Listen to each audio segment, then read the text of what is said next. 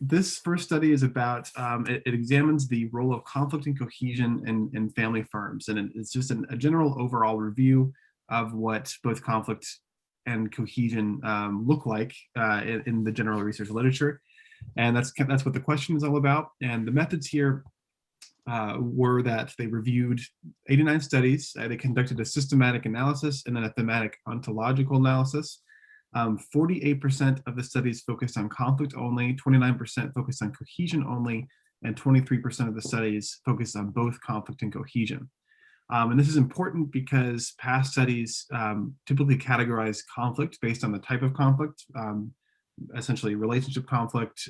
They have the thing called succession conflict, which is typically intergenerational in family firms at least. Cognitive conflict, which is very similar to task conflict, and process conflict. And then cohesion is typically based on locus or where the cohesion takes place, like in family, whether it's intergenerational, on a board, or in an organization. And so this being considered, the researchers focus on reconciling these two approaches by categorizing both conflict and cohesion via the locus. And this allowed for more of a consistent comparison of studies on conflict and cohesion, as well as a direct focus on social relationships. Well, what the results essentially showed was that in general, the consensus was that conflict and cohesion in social relationships within family firms can contribute both positively and negatively, as you would probably expect, to the relationships and business outcomes. However, the research, like typical research on this topic, is generally more favored towards seeing conflict and cohesion as a dichotomy, and seeing it as, cohesion's really good and conflict's, really bad. And so we should, try to avoid conflict so we can have more cohesion in family firms. So like an example of this would be that like one study found that among these other variables, the presence of peace, meaning the lack of conflict, was a driver of family cohesion. And the researchers pointed out here that this kind of opposite relationship found in the literature should be taken with a grain of salt, because conflict does have the ability to be positive and cohesion has the ability to be negative.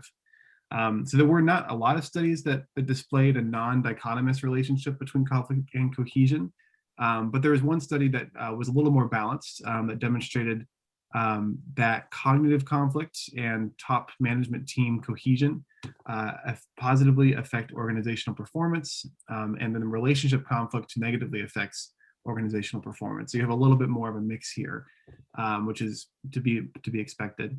And the authors noted that due to the categorization difference between conflict and cohesion, different theories and assumptions are made about whether conflict is always detrimental and cohesion is always beneficial. So due to this, the authors suggested here that conducting more studies on both cohesion and conflict under the same categorization might be beneficial in order to advance both the research and the management practice. And then what we can learn here in general is that conflict and cohesion in social relationships are multifaceted. That can both help and harm firms, depending on circumstances. And then family firms especially have unique dynamics in regard to this, and they have a lot of different results in this literature review that were a little too extensive for this summary, but a lot of interesting takeaways there. This kind of points to, I think, and it also points to the fact that more research needs to be done on both conflict and cohesion, like joint together, in social relationships, since it hasn't been extensively studied in a way that both those variables are looked at at the same time. So that's a brief overview. Sorry we didn't have the slide for it, so it might be a little harder to follow with just my voice, but that's what we've got. No, but thank you for still telling us the results without the visual. But yeah, I think I'm happy to hear like that this research article is talking about how there shouldn't be a dichotomy between conflict and cohesion. I think that conflict can also lead to cohesion. So it's like, how can they be, opposites? But yeah, I think some strong takeaways. I'm curious if there was anything more about, because like the whole topic was it being in family firms. So like, what did it say what were some of the takeaways as far as like, or were they like comparing? Well, I guess they weren't comparing it to not family firms. So maybe my question isn't really relevant to this study, but I'm just thinking, did they find more conflict in like family ran or certain types of conflict maybe? Yeah, it's more certain types. They had a lot of different takeaways, including they talked about one thing, since a lot of family firms have to deal with the idea of succession, because you got to figure out, and that often creates a lot of conflict if it's not planned out.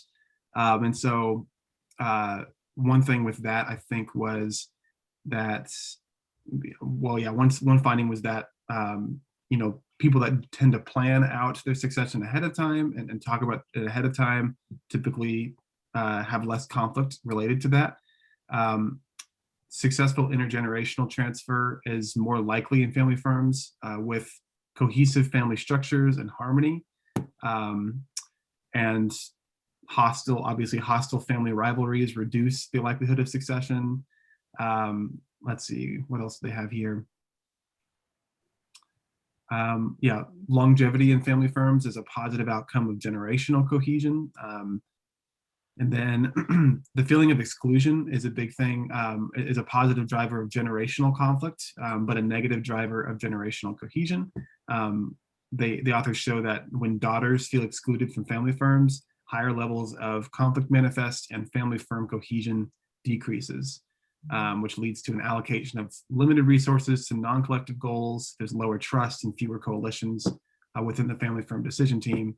And so, yeah, there's a lot of findings like that. And they talk a little bit also about like, what is it called? Like parental ties, like what does it look like to have family firms with parental ties versus if you have like cousins or siblings or multiple different family members working together, and then non-family members. So they kind of look at all of that, but it's a pretty extensive list of findings. Was there a minimum number of people that it took to be considered a firm or to be considered for the studies? So like, I mean, could it have been a spouse team, a spouse, or, from 2 up, or did it have to be so many people? I don't think they specified how many people. It was more so, at least the studies that they were looking at. How do they define it?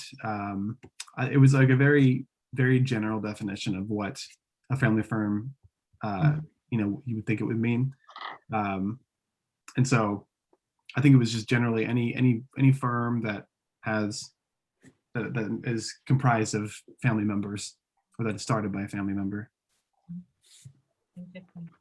Were there any, did they look at like success rates or like how the overall success was affected by the rate of level of cohesion versus conflict? Yeah, so that was one of the things that was mixed. There were some studies that said that, kind of like we were talking before, conflict is bad, cohesion is good. So, the less conflict you have, the better kind of performance and generally you have, and more cohesion. But they have a little bit more nuance to that as well. That let's see, what do they say? That kind of board conflicts or top management team conflict and cohesion dynamics are drivers of firm performance. And specifically that cognitive conflict, and this is one of the pieces, and top management team cohesion positively affect the family firm performance. So cognitive conflict being more so like task conflicts, are focusing on how do we get this task, or what is the conflict that occurs while this task is occurring, versus relationship conflict, which negatively affects firm performance. So they do have a little bit more overarching, which I've seen other studies like that too, showing relationship conflict generally being a little more detrimental versus task conflict. That makes sense. I mean, especially in the workplace and like considering what we do, helping when it's not necessarily relationship focused, centered, but more of a cognitive or task conflict.